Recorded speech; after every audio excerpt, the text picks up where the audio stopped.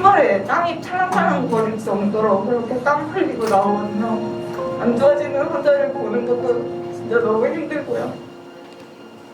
추가 의사가 내려올 정도로 인력이 없는 상황에서 저희 지금까지 했던 우리 간호사들도 정말 떠나고 싶은 지금 실정이거든요. 정말.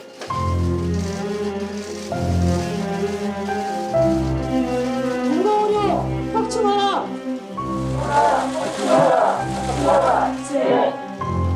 보건의료노조는 한계에 다다랐다며 다음 달 총파업에 들어가겠다고 밝혔습니다. 택배 노동자를 살릴 수 있는 근본적 해결 대책과 대책 이행을 강제할 방안이 절실히 필요합니다. 재난 상황이 발생했을 때 이분들이 없으면 굉장히 힘들어지는 일상생활을 유지하기 힘든 그런 분들을 이제 필수 노동자라. 대면 노동이면서도 또 필수적으로 이루어져야 하는 노동인데 보이지 않지만 사실은 매우 중요한 노동을 해오셨던 분들이 그림자 노동처럼 되는 모습을 보이는 게 좀 안타까운 것 같아요.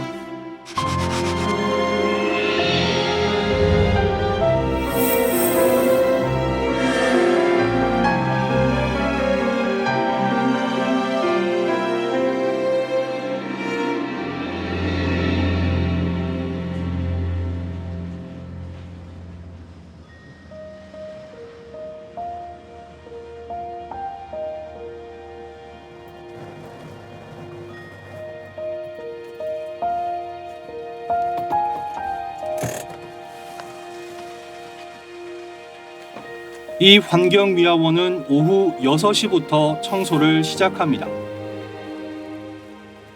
생활 쓰레기하고 또 이제 가정집에 월요일하고 수요일날은 재활용하고 오늘은 음식물 쓰레기 또 하시고 내일 예를 들어 내일 수요일 아닙니까? 네. 내일 저녁에는 이제 페트병, 플라스틱 이런 거 재활용 수거하고.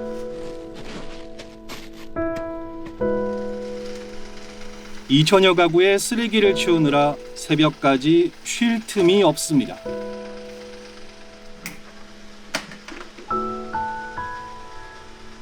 아무래도 좀 많이 땀을 많이 흘려 가다 보니까 또 좀 많이 걷고 일하고 그게 조금 힘들지만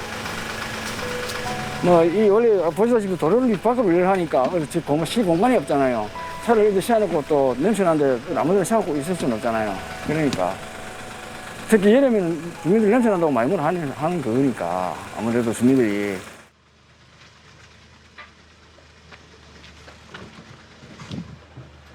혼자 하는 작업. 사고 위험 때문에 늘 긴장을 놓지 못합니다. 쓰레기 안에 병을 깨가 있는 경우하고 재활용에 이제 병을 잘 못 넣어가지고 저희들이 이제 한 번씩 종아리를 비린다든지 야간 작업은 이제 몸에 배겨 놓으니까 그냥 하는데 이제 아무래도 조금 어쩔 때는 이제 잠이 잘 안 올 때 한 번씩 있으니까 수면이 조금 딸린 것도 있고 아무래도 이제 밤에 혼자 하니까 좀 조심해야 된다는 신경을 많이 쓰는 편이죠.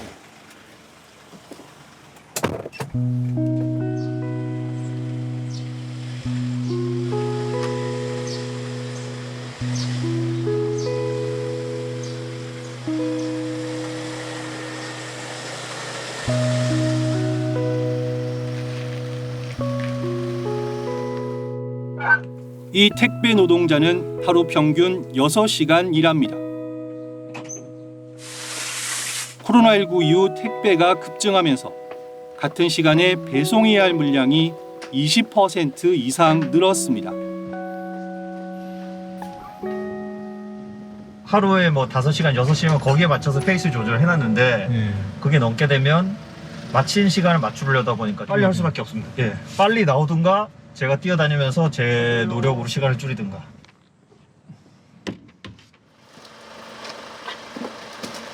힘들게 배달을 해도 수수료의 상당액은 대리 점주에게 돌아갑니다. 수수료 체계가 저희가 건당 보통 800원 정도, 그 800원을 대리점 사업주랑 저희랑 프로테이지로 가르는 거거든요. 부산은 20%를 가져갑니다. 네, 무리를 하게 되는 거예요. 그러니까 이제 더 많이 해야 되고 더 많이 하려면 더 넓은 구역을 받아야 되니까 개당 스스로는 정해져 있으니까 일을 많이 해야 되는 구조가 발생합니다.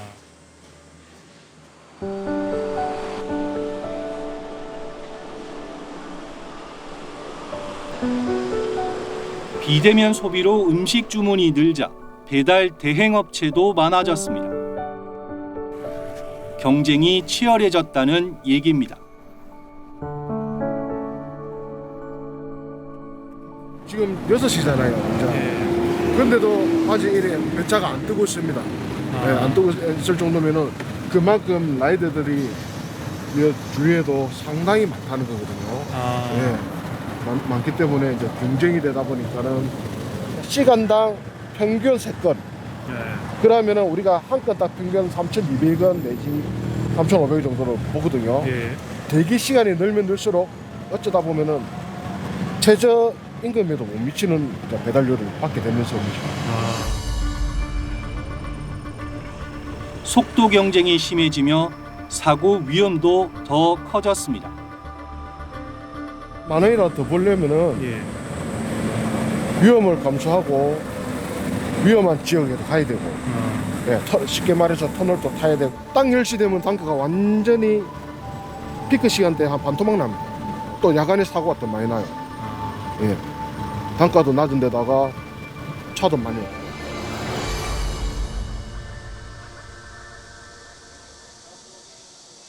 코로나19 3년째. 방역 최전선인 보건소는 만성적인 인력 부족을 겪고 있습니다.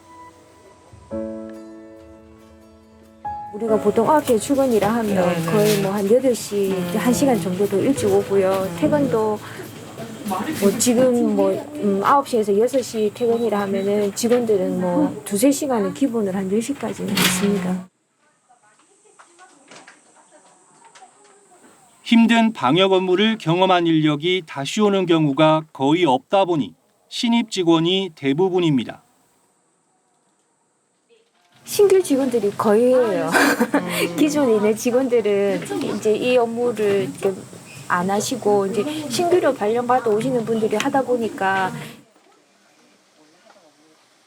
코로나가 조금 진정이 되니까 이제 감염병팀 외에는 다 빼버리시더라고요. 또 이게 받기 위해서는 엄청난 시간이 걸리는데 이제 진정 다 끝나지도 않은데 빼는 건 아주 빠르게 빼거든요. 코로나19 이후 병원 노동자 규모는 늘었지만 정작 병원은 인력 부족에 시달립니다. 간호조무사들의 인력이 해마다 많이 늘어나고 있는 상황이고요. 반면에 근무 환경이나 노동 강도나 이제 이런 이직률이 계속 높아지고 있는 상황이다 보니 간호 서비스의 질이 떨어질 수밖에 없습니다. 열악한 근무 환경과 적은 임금 체계가 가장 큰 문제로 꼽힙니다. 가장 힘들었던 부분이 코로나 환자를 보다가 코로나에 걸린 우리 회원들이 실질적으로 60% 이상이 격리 중에도 개인 휴가를 쓰고 그랬지 그 병원에서 휴가를 주고 하지 않았다는 것 때문에 상당히 불만이 많았다는 얘기입니다. 그 야간 수당도 이제 1.5배 이런 거에 적용이 전혀 되지 않고 이제 시간의 근무에 대해서도 거의 책정도 어렵고 지급도 안 되고 그래서 앞뒤 1시간 임계기간 이런 시간도 적용이 되지 않고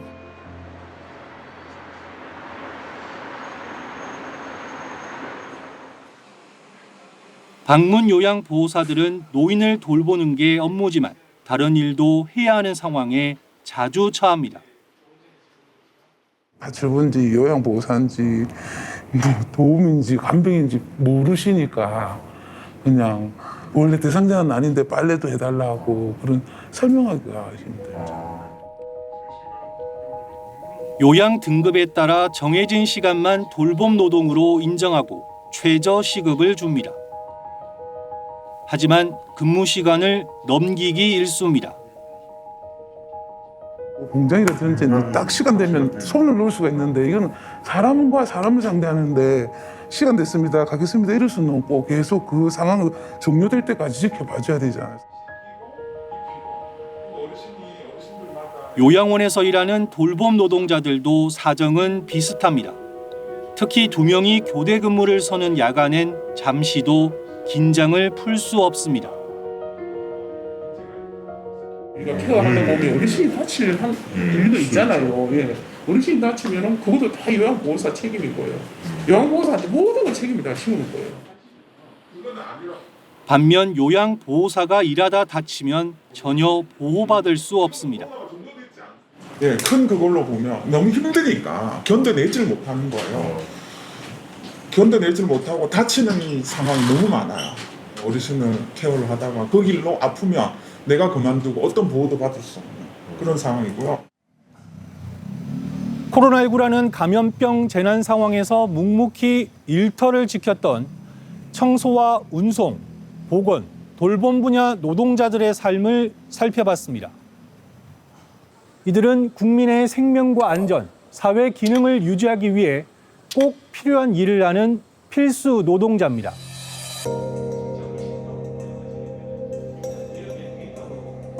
취재진은 부산노동권익센터와 함께 분야별 전문가의 도움을 받아 지금까지 확인되지 않은 필수 노동자들의 규모와 연령대, 임금 수준 등 종합적인 실태를 추적했습니다. 통계청 고용조사에서 확보한 28만여 건의 표본으로 코로나19 전후 4년간을 분석했습니다. 필수 업무에 대한 고용노동부가 일단 먼저 지정한 4개 영역을 중심으로 해서 저희들이 진단조사를 했습니다. 그래서 전국 단위로 본다면은 처음으로 있었던 아주 객관적이고 구체적인 자료의 생산이 이루어졌지 않았나 이렇게 생각을 합니다.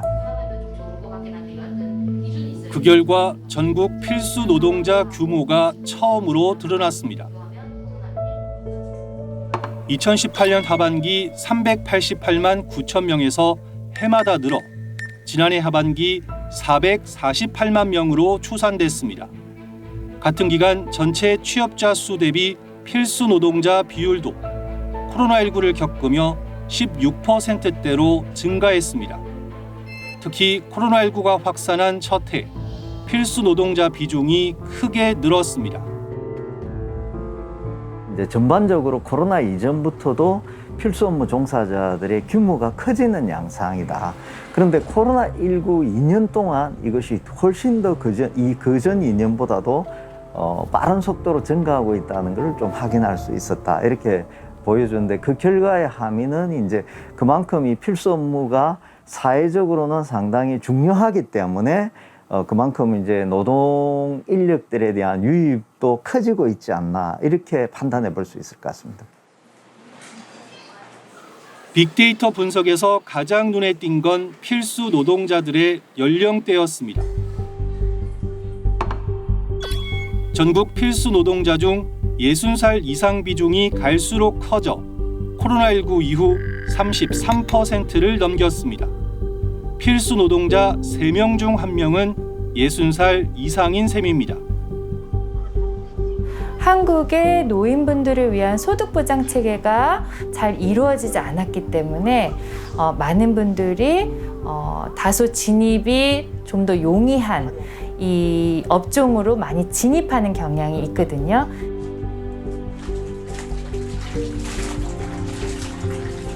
이미 이제 고령 인력들이 노후에 대한 소득 보장이 안 돼 있기 때문에 연세가 70이 넘어서라도 이런 쪽에 본인이 생활을 할 수밖에 없는 그 어떤 절박한 그런 어떤 상황에 있기 때문에 열악한 임금 수준도 드러났습니다. 지난해 하반기 기준 필수 노동자의 3개월 평균 임금은 162만 원 정도로 전국 취업자보다 95만 원가량 적습니다. 코로나19 전후 4년간 전국 취업자의 월 평균 임금은 9만 원 이상 올랐지만 필수 노동자는 오히려 5만 원 가까이 줄었습니다. 우리 노동시장에서의 임금 결정 자체가 필수성이라든가 노동의 가치보다는 부가가치를 많이 만들어낸다거나 이런 그 시장의 원리에 따라서 임금의 어떤 그 노동력의 희소성으로 임금이 결정되는 경향이 더 많기 때문에 필수 업무지만은 굉장히 노동의 조건은 좋지가 않은 그런 부분에 이분들은 위험을 감수하고서라도 할 수밖에 없는, 저임금에도 할 수밖에 없는 그런 내몰리는 어떤 상황이다, 이렇게 볼 수 있을 것 같습니다. 필수 노동자 간의 차이도 확인됐습니다. 특히 청소 분야 종사자의 처우가 가장 열악했습니다. 월 평균 급여가 2018년 하반기 기준 93만 원에서 지난해 하반기 83만 원으로 줄었습니다. 취업자 평균 임금의 32% 수준입니다. 임시직이 많은 청소 노동자의 주간 총 근무 시간이 코로나19 전후 4년간 6시간 가까이 감소한 탓으로 분석됩니다. 최저임금이 계속 오르고 있는 상황에서 노동 시간은 단축시키는 거예요. 좀 짧게 일하고 그러면서 노동 강도는 더 높아질 수 있는 그런 조건으로 갈 수 있을 것 같습니다. 코로나19가 확산하던 2020년 9월 문재인 전 대통령은 국무회의에서 필수 노동자의 열악한 처우 개선을 처음으로 언급했습니다. 지난해 5월엔 필수 업무 종사자 지원법이 국회를 통과했습니다. 이 법에 따라 자치단체장은 필수 업무 종사자 보호를 위해 조례를 만들어야 합니다. 조례에 따라 지역위원회를 꾸리고 필수 노동자 실태를 조사한 뒤 지원책을 마련하게 됩니다.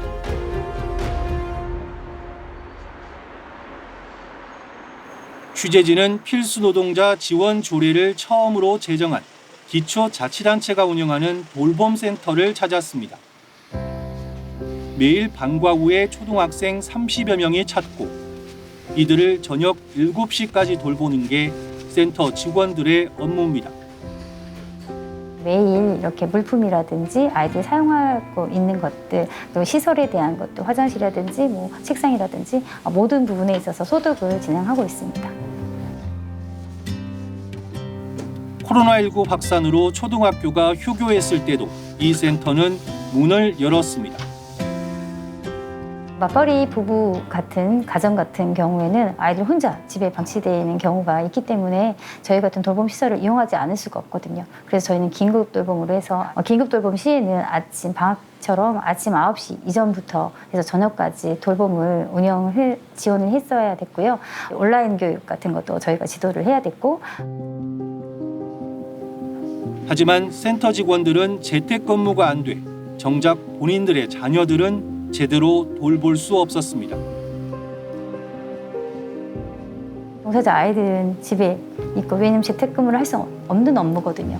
그러다 보니까 그런 어려움이 있지만 그래도 이 센터를 이용하는 아동들을 우선적으로 해야 하는 이 업무가 필수적인 업무라고 생각이 듭니다. 다만 자치단체가 제정한 조례에 따라 방역 물품 등 일정 부분 도움을 받을 수 있었습니다. 그 일을 놓을 수 없이 지속적으로 해야 되는 업무이니만큼 사회적인 어떤 관심과 그리고 어떤 보호 그리고 존중이 있었으면 좋겠다는 생각이 많이 들고요.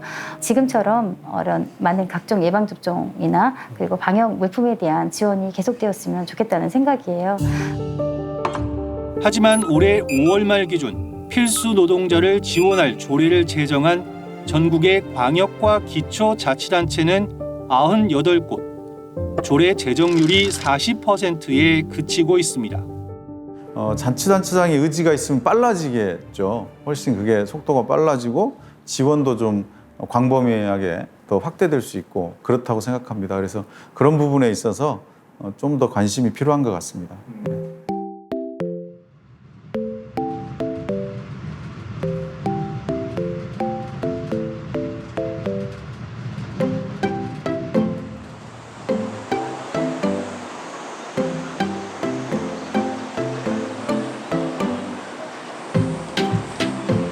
운행을 마친 전동차가 들어서자 청소를 준비합니다.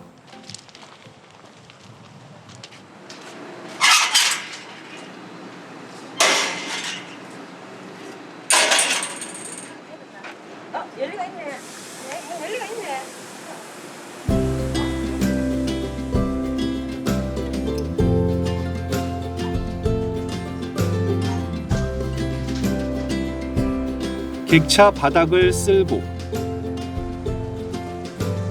물로 씻어냅니다. 이게 엄청 힘들어요.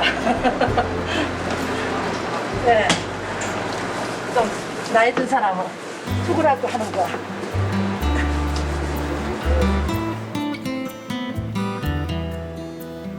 드러나진 않지만 뒤에 뭐 그림자 역할을 한다고 저희들은 보고 있습니다. 청소라는 거 떳떳하게 보이지는 않았지만 지금은 이제 좀 많이 바뀌어서 정말 이런 노동자가 있기 때문에 이런 이제 깨끗한 환경 이런 데서 손님들이 이제 뭐 깨끗한 환경에서 타고 할 수 있는 게 있지 않냐.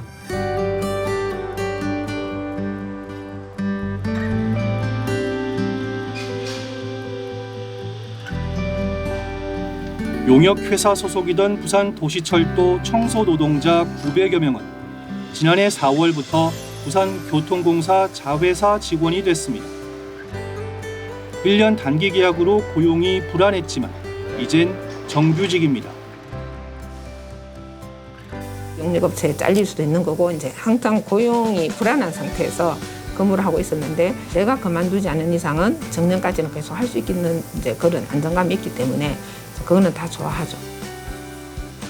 근로 조건을 좀 형성시키기가 너무 어려웠어요. 용역업체들은 어쨌든 이윤을 남겨야 되는 상황이기 때문에 사실 일하는 분들은 최저임금에 준하는 정도의 최저 수준만 주면 되었고 자회사가 현재 이윤을 남길 필요가 있는 구조는 아니지 않습니까? 그래서 현재 그 설립 당시에 노사 간에 합의를 해서 일정 부분 예산이 남으면 노사가 다 노력해야지 예산이 남는 거잖아요. 일정 부분. 그래서 남게 되면 그것을 성과급으로 지급한다 해서. 부산도시철도 청소 노동자들처럼 정규직으로 전환된 건 드문 사례입니다. 노동의 가치를 제대로 평가받지 못하는 필수 노동자들이 여전히 많습니다. 청소도 그렇고 환경미화도 그렇고 공무직이 있는데 공무직과 일은 같지만 이 위탁이나 용역회사에서 이제 노동자들은 조건이 같지 않습니다. 임금 면에서부터도 그렇고.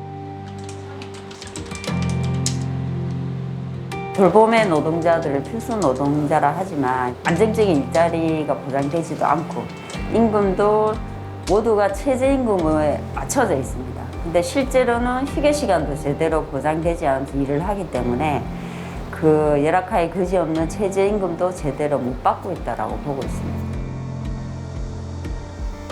지방자치단체의 조례에 맡길 게 아니라 정부 차원의 실질적인 지원책이 필요하다는 게 현장의 목소리입니다.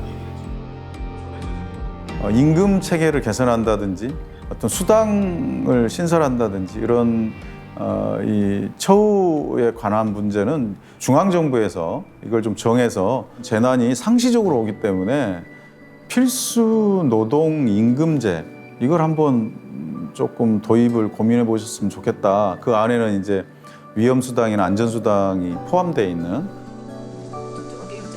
우리 주변의 그늘진 곳에서 일손을 놓지 않는 필수 노동자들. 그들이 노동을 멈추면 우리 사회의 가장 취약한 곳부터 무너질 수 있습니다. 필수 노동자를 그냥 시장의 원리에 맡겨서는 더 많은 사람들이 또한 감염병이라든가 다른 어려움이라든가 불편을 경험하게 될 것이기 때문에 큰 부가가치를 창출하지 않아도 사실은 우리 사회를 위해서 매우 소중하고 중요한 노동이 있구나. 그동안 매우 저평가된 노동이 있다는 것을 사회 전체적으로 한번 깨닫는 계기가 되었으면 좋겠습니다.